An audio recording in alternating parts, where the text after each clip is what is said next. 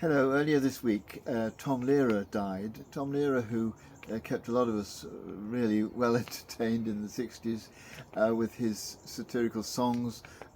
He was actually a highly accomplished mathematician and spent most of his life lecturing and teaching.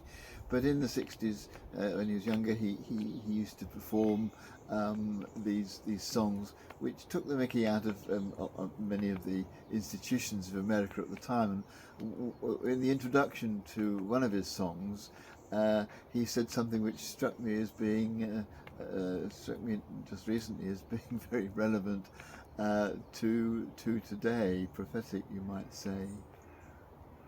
One of the many fine things one has to admit is the way that the Army has carried the American democratic ideal to its logical conclusion, in the sense that not only do they prohibit discrimination on the grounds of race, creed, and color, but also on the grounds of ability. The song I particularly wanted us to think about today is called "It Makes a Fella Proud to Be a Soldier," and each verse caricatures a particular type of soldier, where they lead particularly, modelled perhaps on some of the people in the platoon that he was part of, because he, when he sang the song, had only just recently come out of the American forces, to which he was called up as a young man. After Johnny got through basic training, he was a soldier through and through when he was done. Its effects were so well rooted that the next day he saluted a good humor man, an usher, and a nun. It's a song that's got humour in it, but of course it's a serious thing to be a soldier.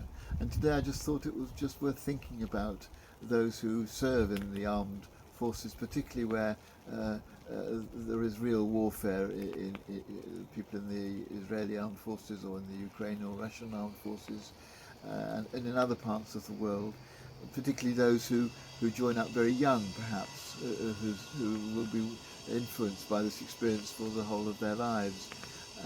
Sometimes perhaps being expected to do things that will scar their memories for the whole of their lives.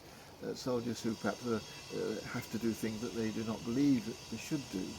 And today I just want to think of them, be grateful for where they are doing a job that keeps the peace, but also sympathetic with where perhaps they're doing things which they might feel and we might feel just further warfare.